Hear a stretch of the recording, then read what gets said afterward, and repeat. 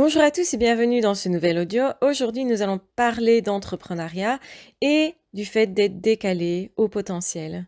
Donc, le haut potentiel s'est toujours senti décalé, mais il a toujours eu le choix aussi entre j'assume ce décalage, je me positionne vraiment en marche par rapport à la société, je montre que je pense différemment, ou au contraire, je fais semblant de rien et j'évite de montrer que je suis décalé et j'essaye de m'insérer par tous les moyens quitte à me couper de moi-même dans la société. À un moment donné, normalement, le HP, il va comprendre qu'il ne peut pas se couper de lui-même, que justement, s'il fait ça, il va dans le mal-être. Il peut y rester un certain temps d'ailleurs, s'y perdre, mais aller mieux, ça va être se retrouver soi et donc retrouver finalement son côté décalé, cette façon particulière de penser et de se positionner par rapport à la société. On pourrait dire du coup du HP qu'il est comme un révolté et on pourrait associer ça à une forme d'immaturité, ce que ça n'est pas.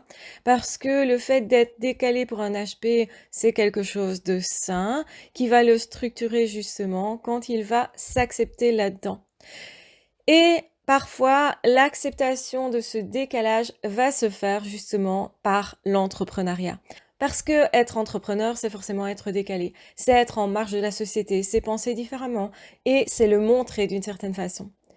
Et on va le faire de façon structurée, de façon justement à aller mettre son énergie dans quelque chose qui est canalisé, qui est justement vouloir créer quelque chose de particulier, qui est idéaliste, puisqu'on ne crée généralement pas une activité professionnelle sans rêver de quelque chose, et le rêve est parfois même plus intéressant que sa réelle concrétisation. C'est parce qu'on rêve d'un système bancaire différent qu'on va créer une plateforme, par exemple, en ligne. C'est parce qu'on rêve d'être indépendant par rapport à l'école que l'on va créer sa propre étude et le faire en décalage par rapport aux normes et non pas rentrer dans tout un système qui serait universitaire, qui serait parfois lourd de conséquences aussi. Donc, en fait, le HP, il va s'inscrire en marche parce qu'il est décalé à la base, non pas parce qu'il est révolté par rapport à la société. Mais ça peut être effectivement qu'il trouve la société dans, en tout cas, son fonctionnement, qu'il y trouve quelque chose de ridicule, qu'il y voit là une façon de se dire, bah, je veux changer ça, du coup, je crée autre chose. Et ça, c'est le bon côté du côté HP, le côté inventeur, créatif, autonome, et finalement pas révolté, pas je fais quelque chose pour m'opposer, simplement. Je fais quelque chose parce que moi, je pense que le monde en serait meilleur. Donc, la motivation profonde, généralement, de l'entrepreneuriat et du réel entrepreneur, ça va être l'envie de créer quelque chose de différent qui sera meilleur, qui sera porteur. Et c'est cet espoir qui va mobiliser toute l'énergie nécessaire à la création de l'entreprise, au recrutement, au lever de fonds, etc., etc. Et pour réaliser ce projet, l'entrepreneur ou le futur entrepreneur, il peut passer par une période de transition qui est justement d'aller chercher à travers d'autres boulots les fonds nécessaires à la création de son entreprise. Et donc, du coup, c'est pour ça qu'on va voir facilement des entrepreneurs qui sont en partie entrepreneurs, donc qui vont être indépendants complémentaires par exemple, et avoir un autre boulot à l'appui qui va servir non pas comme boulot en tant que tel, mais plutôt comme une base, une structure pour échafauder autre chose. Et donc, du coup, quand l'entrepreneuriat débute, généralement, il va falloir aussi à un moment donné quitter ce monde d'employés et d'ouvriers quand on se rend compte qu'on est vraiment très en décalage et de plus en plus en décalage par rapport aux autres collègues qui pensent différemment. Alors, entendons-nous bien, ça ne veut pas dire qu'on mésestime les collègues en question. Au contraire, on comprend que là, vraiment, on a deux façons de lire le monde complètement différentes. Et même, on va se rendre compte qu'il y a une impossibilité finalement de se faire comprendre de l'autre parce que notre point de vue est vraiment, vraiment en opposition. Et on le sait quand on a des valeurs différentes, parce que là on parle de valeurs, pas juste de manière de faire, hein. On pourrait penser que c'est juste quelque chose de superficiel dans le style de manière de faire, etc. Mais on le sait, nous, que non, ce n'est pas superficiel, c'est vraiment quelque chose qui est élémentaire. Dans nos valeurs, nous avons des valeurs différentes et on a à cœur de résoudre des problèmes. Beaucoup de personnes qui ne sont pas HP vont estimer que résoudre des problèmes n'est pas nécessaire, que ça peut perdurer sans être parfait et même sans être juste, sans être authentique. Ce qui pour nous semble être une aberration. Et souvent, c'est ça qui crée notre révolte. C'est pas le fait d'être révolté, c'est le fait d'être à l'opposition dans quelque chose de différent au niveau des valeurs qui va faire qu'on va sembler être révolté, mais ce n'est pas du tout la même révolte qu'un adolescent qui s'opposerait par principe pour s'opposer, pour se construire en fait. Nous, notre construction, elle est déjà faite. Il y a déjà des valeurs bien établies et on se dit, mais ça ne me correspond pas. Et donc, je vais rejeter parfois l'autre même, ou une activité, ou un milieu, parce que justement, ce ne sont pas mes valeurs, et parce que moi, mes valeurs, elles sont idéalistes. Et on va me dire, tu rêves trop, tu réfléchis trop, ou tu te révoltes trop, mais parce que cette révolte, elle est significative de là où je vais moi. Et donc, il faudrait vraiment ne pas confondre le côté je rejette quelque chose parce que j'aime pas ce quelque chose ou je rejette ce quelque chose parce que j'ai envie de construire tout autre chose et parce que justement j'ai trouvé ma voie. Ce qui est fondamentalement différent. Mais la lecture de l'autre risque d'être la première, c'est-à-dire croire que si vous ne voulez plus continuer dans un boulot, si par exemple vous déposez votre préavis, votre lettre de démission, eh bien c'est par opposition et c'est presque par irrespect. Or, c'est pas du tout l'optique du surdoué la plupart du temps, même s'il peut s'opposer quand il est écœuré de quelque chose. Ça, c'est encore autre chose. Dans ce cas-là, on va avoir une personne qui va dire « je veux être entrepreneur », non pas parce qu'il veut réellement aller vers l'entrepreneuriat, parce que son cœur y est, mais parce qu'il est en rejet de quelque chose qui l'écœure. Je ne veux plus du monde de l'employé ouvrier où je suis soumis à des règles qui ne me conviennent pas. Donc il faut bien distinguer ces deux types de profils, ou plutôt ces deux étapes possibles, où on rejette une partie de la société parce que ça c'est pas pour moi, ou bien le fait de se dire ça c'est plus pour moi, mais je vais vers autre chose parce que j'ai trouvé ma voie, ma place, elle est là, dans l'opposition d'une certaine façon. Ça peut paraître être ça. En réalité, c'est pas de l'opposition, c'est plutôt mon cœur est là et j'y vais parce que je suis comme ça. Et donc, on peut pas changer ce choix-là. Personne ne peut nous dire, ben voilà, ne fais pas ça, parce qu'en fait, c'est nous. Et comme c'est nous, inévitablement, on va le faire. Et là, peut-être, va survenir des choix, des personnes qui vont s'opposer et on va se dire, je préfère perdre cette personne plutôt que de ne pas y aller, que de ne pas faire.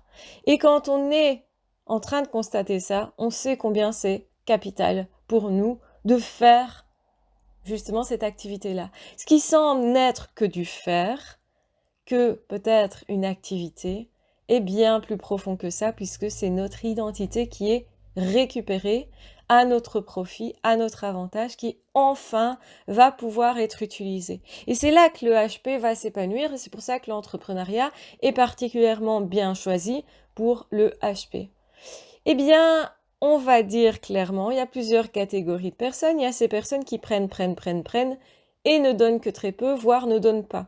Il y a une autre catégorie de personnes qui prennent, mais donnent à la même mesure que ce qu'ils prennent, parce que pour eux, ça leur semble plus juste comme ça. Et donc, ils vont mesurer ce qu'ils donnent ou non.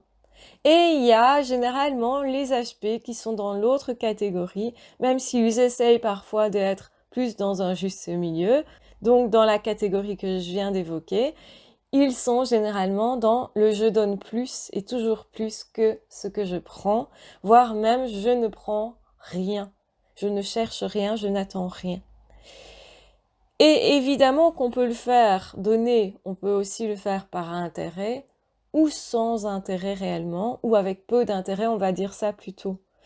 Parce que je pense qu'on a un intérêt par rapport à nous à donner, qui est un idéal. On entretient l'idéal que donner va faire en sorte peut-être d'avoir des clients, va faire en sorte de changer le monde, va faire en sorte de remplir notre idéal aussi.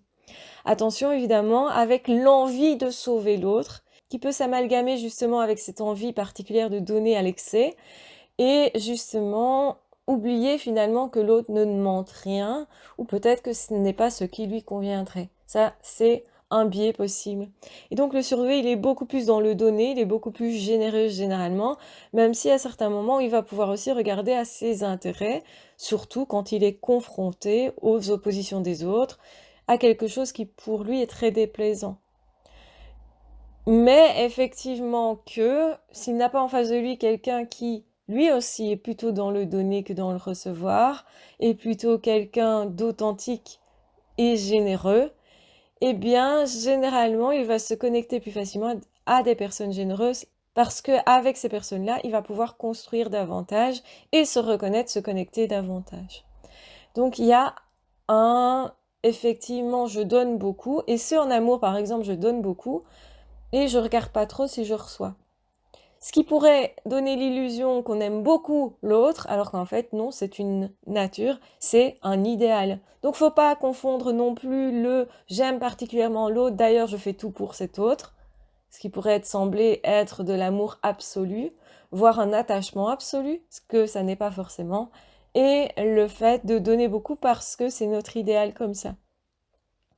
Donc, notre idéal, c'est plutôt justement de partager sincèrement avec les autres, mais peut-être que cet idéal, il va être mis à mal dans une étape particulière qui est que les clients, ils sont pas toujours reconnaissants et que justement aussi, il y a la concurrence qui va prendre ce qu'on donne comme étant son travail, son acquis. Donc, autrement dit, c'est à ce moment-là qu'on va se faire voler des idées et voler une partie de notre business parce que l'autre va dire c'est intéressant, je vais en tirer profit, mais je vais prendre quoi. Donc quand il tombe sur le premier cas de figure. Malgré tout, le HP, il va entretenir quand même cet idéal de vouloir partager et échanger et partager aussi ses succès.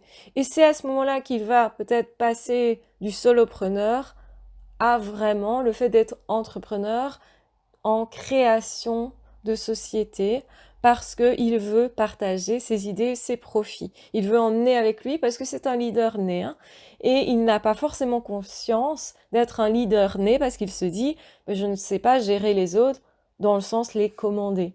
Or, être leader, ce n'est pas ça, donc il confond souvent et va dire d'ailleurs que souvent les autres ne comprennent pas son positionnement. Soit ne le comprennent pas en lui disant t'es trop généreux, tu donnes trop, t'es trop honnête, c'est une chose qu'on peut lui dire. Donc ça va le surprendre. Ou alors, l'autre en face va justement ne pas le comprendre dans cette envie de partager ses profits. Donc il y a beaucoup de personnes qui vont garder pour eux-mêmes leurs profits. Hein. Donc on a effectivement là aussi peut-être le choix de se dire je garde pour moi parce que les autres gardent pour eux, la plupart des autres, ou au contraire je cherche à travailler avec des personnes qui sont comme moi, dans le don, dans la générosité. Et puis, je vais vérifier si ces personnes donnent pour recevoir, donc par profit, ou donnent pour donner, en fait, par idéalisme aussi. Est-ce que, justement, ces personnes ont les mêmes valeurs que moi? Parce que pour fonctionner en société, la difficulté est justement de trouver des personnes qui ont ces mêmes valeurs de partage. Et souvent, ce à quoi on se heurte, c'est justement de rencontrer des valeurs contraires, donc au lieu de l'altruisme, que ça soit justement l'égocentrisme. Et c'est pour ça, généralement, qu'on est très choqué et très confronté aux personnes narcissiques, aux personnes, justement, qui ne pensent qu'à elles-mêmes. Hein. Et étant dans l'extrême, ça devient le pervers narcissique que nous connaissons très bien déjà sur cette chaîne. Parce qu'effectivement, être confronté à ça, c'est aussi être confronté à sa propre générosité et se poser la question, est-ce que j'en fais trop? Est-ce que je donne trop? Est-ce que du coup, je me fais exploiter? Et c'est vrai que la question, elle se pose parce que il n'y a pas l'un sans l'autre. Si on n'est pas prêt à donner, mais l'autre ne serait pas autant intéressé, justement. Et donc, autant présent au départ. Et effectivement, qu'on peut alors avoir comme réaction, le je ne donne plus du tout. Je me protège et je ne donne plus du tout. Ce qui est une mauvaise façon de faire. Je pense que alors je vais canaliser comment je donne. Ça, c'est plus intelligent. Je vais donner à des personnes qui, pour moi, méritent aussi de recevoir et qui, d'une certaine façon, vont me rendre quelque chose en retour. Donc, j'ai aussi, à ce moment-là, à veiller à mes intérêts, ce qui n'est pas naturel pour un HP. Et donc, il y a peut-être aussi lié à ça une forme de déception qui pourrait faire en sorte que le HP arrête l'entrepreneuriat parce qu'il se dit « j'ai cette désillusion, je croyais que les autres pouvaient être généreux, qu'on pouvait créer un truc ensemble, une forme de culture différente, puisque nos valeurs sont différentes de la norme, eh bien, je constate combien ce n'est pas forcément possible, puisque les autres ne vont pas être forcément dans l'adoption de ces valeurs et dans l'effort d'être en décalage. Et c'est quelque chose qui est pas si facile que ça à assumer, d'être décalé de la norme. Et on le voit très bien en tant qu'HP, mais nous, on va chercher ce décalage parce que justement, c'est nous. Les autres, quand ils sont dans ce décalage, vont se sentir mal à l'aise, mais vont avoir tendance à revenir à la norme parce que ce n'est pas eux, sincèrement, qui se vivent comme des personnes décalées. Ils pourraient vouloir être à certains moments décalés, et c'est ce qui se passe certes lors d'un deuil, lors d'une période de vie où on remanie sa vie, mais retourner ensuite à la norme. Et c'est pour ça que le HP et cette personne en dépression ou en tourmente, on va dire ça, se connectent que à ce moment où l'autre ne va pas bien et est en recherche de lui-même. Et puis ensuite retourne à la norme. Donc il y a parfois comme ça des amitiés temporaires qui se lient pour que l'autre dépasse ses problèmes. Et le problème de ça, c'est que souvent le HP aura l'impression d'avoir été utilisé puisque l'amitié ne perdure pas. Or lui, son objectif, c'était de faire perdurer la relation. Donc là, on se trouve aussi face à ça, non pas seulement en amitié, mais parfois aussi au niveau professionnel. Des personnes qui cherchent leur voie, qui ne veulent plus être employés ouvriers, qui sont un peu écœurés de ça, hop, ils vont aller dans une société où il y a un HP qui commande les choses. Commander est un grand mot, bien entendu. Ils arrivent à retomber sur ses pattes et puis hop, ils retournent dans une société dite dans la norme, donc une société qui travaille donc en vendant ses heures. C'est ça la différence entre un entrepreneur et un employé ouvrier, c'est que l'entrepreneur, il ne vend pas ses heures, il confectionne des idées et il les met en place en créant quelque chose pour changer le monde, pour impacter les gens. Parce que changer le monde et impacter les gens, c'est la même chose en fait. Donc, effectivement, il va soit agir sur le physique, donc le tangible, la matière, la nature peut-être, ou agir, et souvent c'est agir sur les personnes qu'il emploie ou les personnes avec qui ils sont en contact, donc autrement dit, les éventuels clients. Ça peut être aussi des personnes qui ne payent pas, mais des personnes qui sont du coup en train de bénéficier de ce courant de pensée-là. Et donc effectivement, le HP, parfois, il est dérouté de voir une personne qui va quitter l'entreprise qu'il avait engagée, parce que justement, il y avait ce côté décalé à ce moment-là, mais aussi une forme de mal-être, puis l'autre trouve son chemin, est rassuré sur ses compétences peut-être professionnelles, et puis retourne dans une société de normes, donc c'est-à-dire dans une activité, un boulot, où il va être sous les ordres de quelqu'un. Ce que le HP ne cherche pas généralement. Le HP, il cherche plus à être sous les ordres, on va dire, de son projet, de son idéal. Et en fait, tant que le HP a son idéal en point de mire, généralement il va quelque part, il va transformer le monde et sa société, etc. Il va quelque part parce qu'il a une direction, parce qu'il a un rêve en point de mire, et c'est sa boussole. Et donc il est aux commandes de ce rêve-là, finalement. C'est ce rêve-là qui le commande, c'est ça que je veux dire. Et donc c'est très différent d'être commandé par quelqu'un qui n'a peut-être pas justement un idéal. Et je pense sincèrement que le HP a besoin de cet idéal, mais à nouveau, cet idéal pourrait être confondu avec une lubie. Une lubie, c'est quelque chose de temporaire et de pas très profond finalement. C'est quelque chose qui va d'ailleurs être passager, qui va passer, qui va être une idée passagère, qui va nous séduire, et puis hop, on va partir sur une autre idée. Donc ça, c'est plutôt une forme d'instabilité. Mais généralement, l'entrepreneur, il a un point de mire, non pas une lubie. Il peut en avoir beaucoup de passagères, mais généralement, en point de mire, il a clairement son idéal. Et cet idéal peut s'exprimer à travers différents objectifs. Donc ça veut dire qu'il ne faut pas non plus confondre la lubie, donc quelque chose de passager, qui ferait d'ailleurs que la société ne perdure pas, l'entrepreneuriat s'arrêterait du coup, s'il n'y avait plus de direction et d'objectifs. Quand je dis une direction, c'est une ligne directrice, c'est une boussole. Donc, autrement dit, L'HP entrepreneur, lui, il cherche à servir cet idéal. Cela dit, il va le chercher à travers différents projets, ce qui pourrait sembler être des lubies, puisqu'il peut changer d'objectif ou changer de manière de faire, mais c'est parce qu'il change la forme et non pas l'objectif. Il va se dire, ah mais non, ça ne fonctionne pas par exemple, ou pas assez bien, donc je vais faire autrement. Et il change la forme. Donc, il va se poser la question, comment je peux atteindre cet objectif-là? C'est bien cet objectif-là, mais cet objectif-là, il peut prendre plein de formes différentes. Donc, je veux transmettre, par exemple, des connaissances. Donc, à la base, je vais me former. Puis, ensuite, je vais développer des connaissances qui sont en décalage avec ce qu'enseigne l'école. Et puis, ensuite, je vais enseigner ça à une partie de personnes. Et je vais regarder comment ces personnes vont utiliser ce que j'ai enseigné. Parce que c'est important, donc c'est vraiment le projet, c'est de changer l'esprit des personnes de façon, par exemple, à les épanouir. Ça, c'est mon projet. Mais il peut prendre des formes bien différentes.